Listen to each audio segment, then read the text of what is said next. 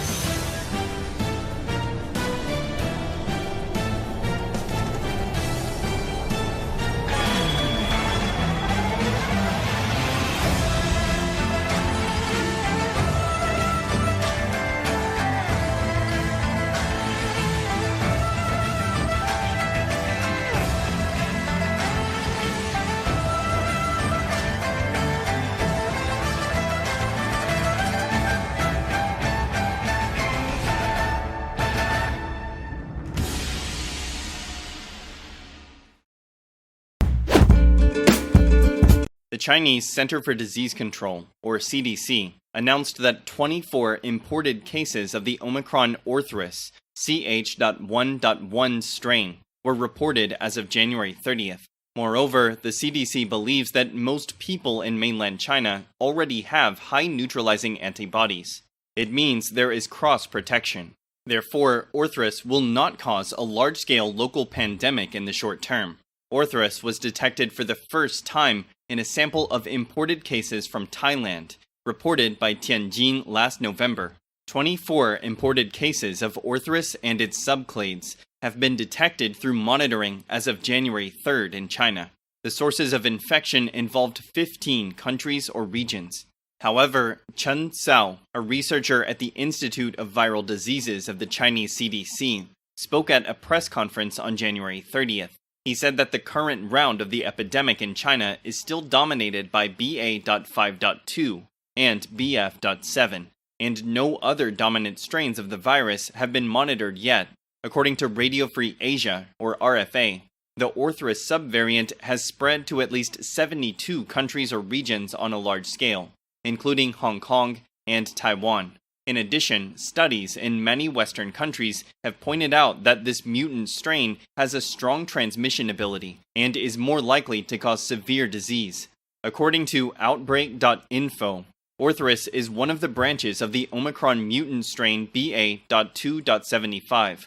As reported by the Chinese language media Kanzhongguo, the transmission rate has increased rapidly since November last year.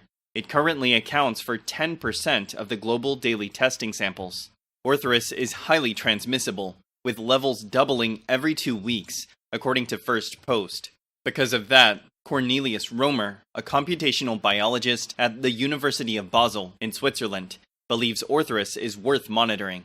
Experts say Orthrus has a mutation, L452R, that makes it resistant to current vaccines. However, this mutation only occurs in Delta, not Omicron. Moreover, the finding raises concerns that the latter may outperform other competing strains. 飞入美国领空的中共间谍气球，美军派出 F-22战机将其击落。Order the Pentagon to shoot it down on Wednesday as soon as possible. They decided, without doing damage to anyone on the ground, they decided that the best time to do that was when we got over water outside within the 12-mile limit. They successfully took it down. 台湾国防安全研究院学者舒孝煌指出，侦察气球漂浮在战机较难触及的平流层，推测中共可能是在发展高空航空器，借此获取数据作为相关武器发展参考。而台湾立法委员王定宇指出，这起事件是台湾必须思考的国安议题。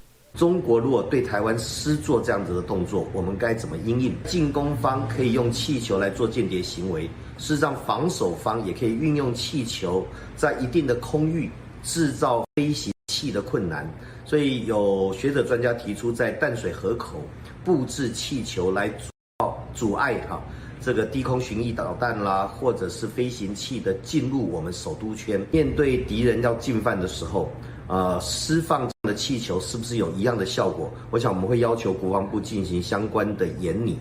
台湾国防战略与资源研究所所长苏子云也指出，类似的浮空气球具有成本低以及长时滞空的优势。台湾在防卫作战上应该发展并部署领空作为预警辅助，甚至成为通信中继，在战时发挥作用。新唐人亚太电视胡宗汉、赵廷玉整理报道。